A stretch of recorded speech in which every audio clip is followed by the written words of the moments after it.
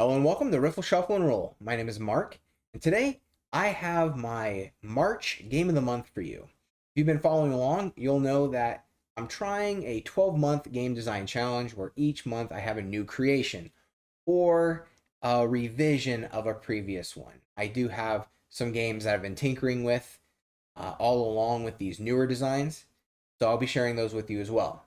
Now, this is March's game, and I know we're almost done with April. I am on schedule on the design side, just running a little behind with recording.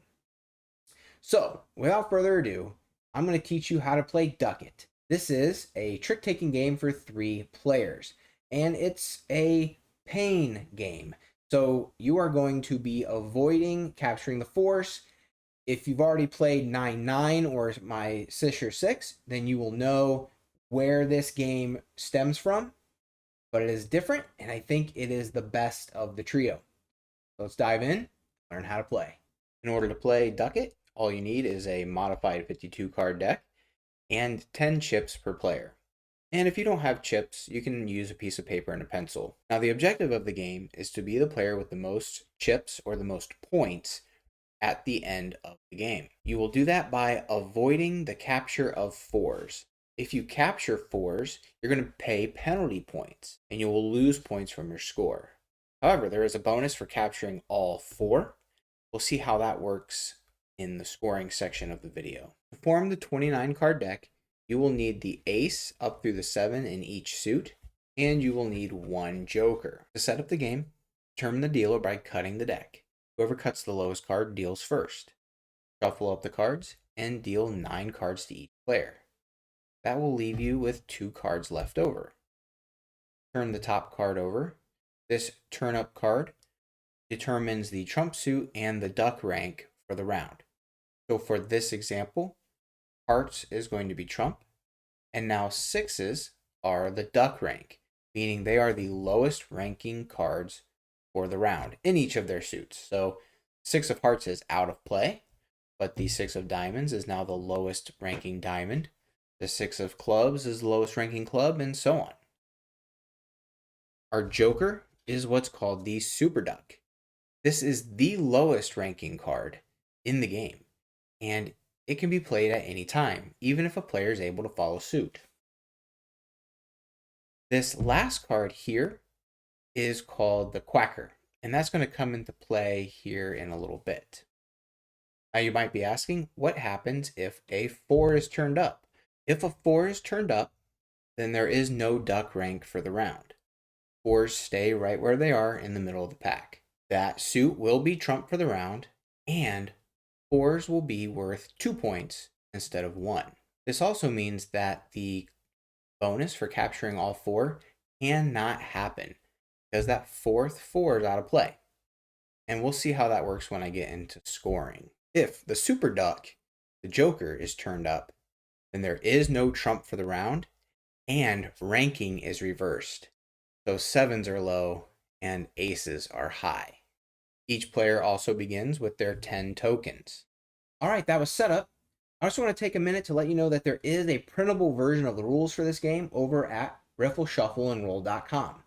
I am remaining unsponsored, so if you want to help out and support the channel, the best thing you can do is subscribe, ring the bell, and give this video a thumbs up. And if you want to go the extra mile, leave a comment down below. All of those things really help me out. All right, let's get into gameplay. Play begins with the player seated left of the dealer. For this example, we'll have the round begin with the player at the bottom of the screen. You lead the trick by playing any card of your choice from your hand. Our player is going to lead the first trick with the 7 of hearts. Since hearts are trump, that is the highest ranking card in the game. Play then passes left. Each player must follow suit if they can. If they cannot, they may play any card. Our next player does not have any hearts, so they can play any card from their hand. And they are going to go ahead and get rid of that 4. Play then passes. Our player here does have some hearts. They're going to go ahead and get rid of their 5 of hearts. Once each player has played a card to the trick, whoever has played the highest ranking card in the lead suit or the highest ranking trump card wins that trick. Not only has our player won the trick, but they have captured the first 4, the first penalty card. The first person to capture a 4 gets to collect the quacker. That is that last remaining face down card. They add that card to their hand, and then they choose one from their hand to add to their collection pile.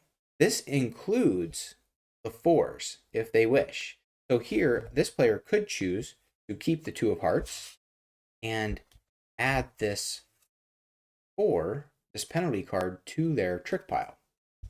Do not let your opponents see the card that you collected, the quacker, and do not let them see which card you choose to put into your collection pile.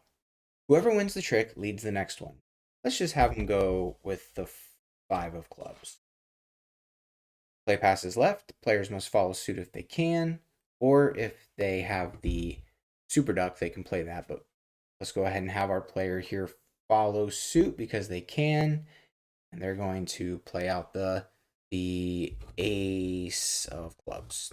They have the ace 2-3, so it doesn't really matter which one they play. Play passes left. This player does have clubs. Well, yeah, they're going to go ahead and play that. That's their only choice. They could play the super duck, but they won't take that trick anyways. So our 5 of clubs takes the trick. It's the highest ranking card in the lead suit. So player 1 leads again. They're going to go ahead and throw out that 5 of diamonds. Nope. They're going to throw that out. Diamonds doesn't really matter for them. Play passes left. They have to follow suit with their 7. So right now they're taking it. Our player here does have 2 diamonds. They'll go ahead and play out the 2. And the 7 takes it. That player would now lead the next trick with any card from their hand. Let's go ahead and play one more trick so you can see how the super duck works. And they're going to go ahead and just throw out their 3 of clubs. This now causes the next player to have to choose. They can follow suit. They can either play their 4 of clubs or they can play their super duck. So they're going to go ahead and keep it and play their super duck. You can play the super duck regardless of whether or not you're able to follow suit. This player does have a club, so they're going to play it, and they take the trick. Play like that will continue until all of the tricks are complete. Let's go ahead and jump to the scoring phase of the game.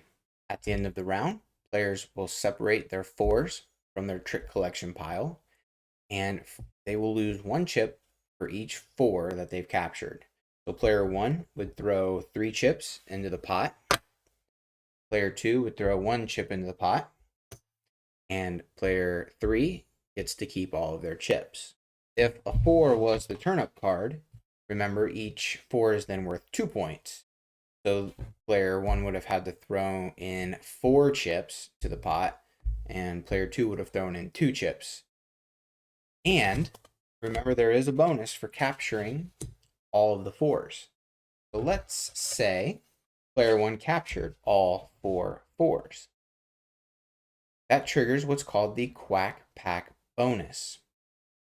And in that case, the player who captures all 4 of the 4s does not pay anything into the pot, and their opponents both pay 4. So player 2 would have put 4 of their chips into the pot.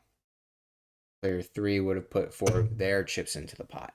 And that would conclude the round. After all of the points have been accounted for, collect the cards and deal passes left. You will continue to play rounds until one player runs out of chips. At that point, the game ends, and whoever has the most chips remaining in their pile wins, and they collect the pot. If there's a tie for most chips, it's whoever had the least number of 4s in the last round that wins the pot. And if there's a tie for that, it's whoever captures the most tricks wins the pot. And of course, if there's still a tie, you would just split the pot. And that's how to play Duckit. So first, I just want to say I was using the Bicycle Aviary deck. There's 3 colors for this deck, and that's sort of uncommon. Typically, there's only 2 colors for bicycle decks, like red and blue, or a dark and a light. But for some reason, they released 3 for this Aviary deck, and I think the design is really beautiful. Now, as I mentioned in the beginning of the video, Duckit has roots in my game 9-9 and Sisher 6.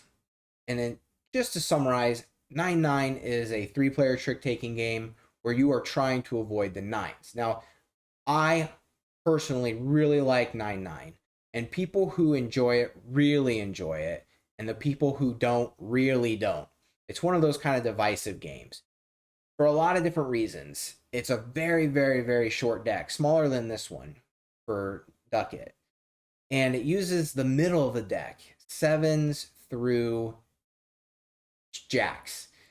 And a lot of people don't like that. And the sevens change rank. And a lot of people don't like that. But the people who do like 9-9 like that the sevens change rank. They like that the deck is small. And they're used to more traditional card games, anyways. So playing with a chunk of the deck does not affect them at all negatively. In fact, they're used to it and they like it.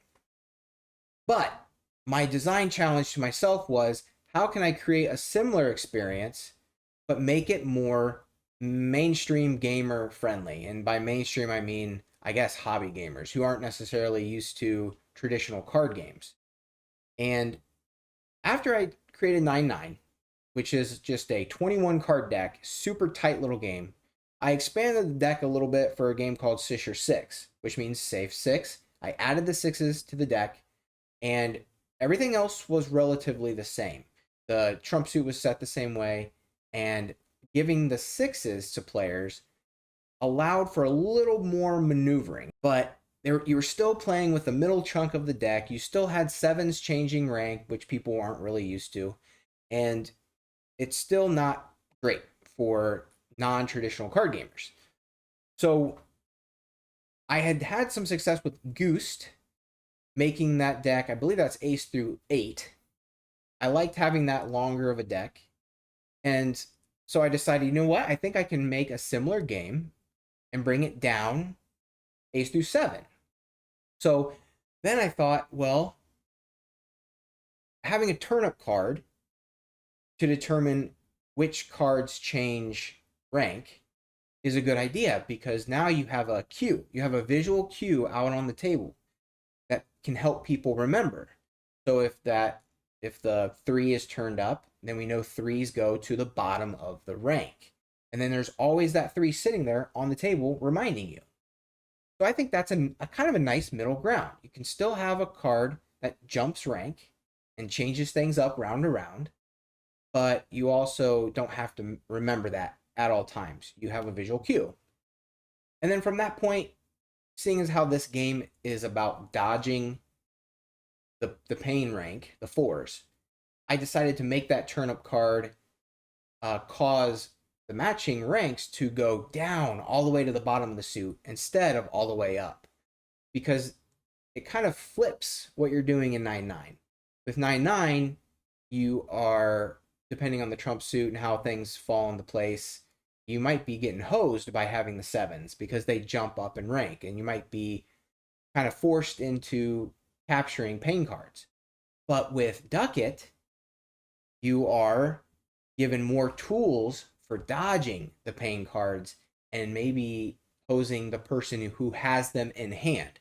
So it's the same dynamic kind of flipped on its head.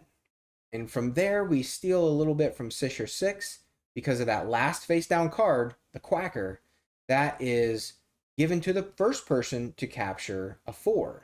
And it could be a helpful tool for capturing all of the 4s. Or it could be a really low card that helps them duck the 4s. I really like that from Sisher 6. So, and it seemed like a perfect match for Duckit. So it's in there, and it flowed really nice. And the last 2 elements that I incorporated in this game are the rules with the turnip card. Of course, if the joker's turned up, the ranks are reversed. And that's not too crazy if you've played traditional games. Usually when a joker's turned up, there's just no trump suit. But just giving it that little extra bang with the flipping of the ranks, I think makes for a fun surprise. And then, of course, if the 4's turned up, you've got all your pain cards now are worth double points. So there's twice the pain. And I think that's pretty solid. Of course, when that happens, you're getting rid of the quack back bonus, that ability to capture all four. So there is no motivation to get them all. Everybody's trying to duck all of them all the time. I think that's pretty cool. The chances of the Joker and the four getting turned up are pretty slim, but if you're playing enough hands, you're going to see it, and it's going to shake things up just enough to keep those rounds interesting. All right, well, if you like Duckit, let me know. Let me know down in the comments or shoot me a message on the website, riffleshuffleandroll.com. Again, you can go over there and print this game out. You can read the rules or you can print a PDF and keep it for yourself as a reference. And if you want to play more games of my design or a couple other designers, I've got a Riffle Shuffle and Roll playlist right here for you. And hopefully I can get more videos out. Definitely have a game for April of my design. I've been working on an abstract board game with my wife that I am super, super excited about. I can't wait to share that. It's really coming along. But for now, thank you so much for watching. And until next time, keep on playing.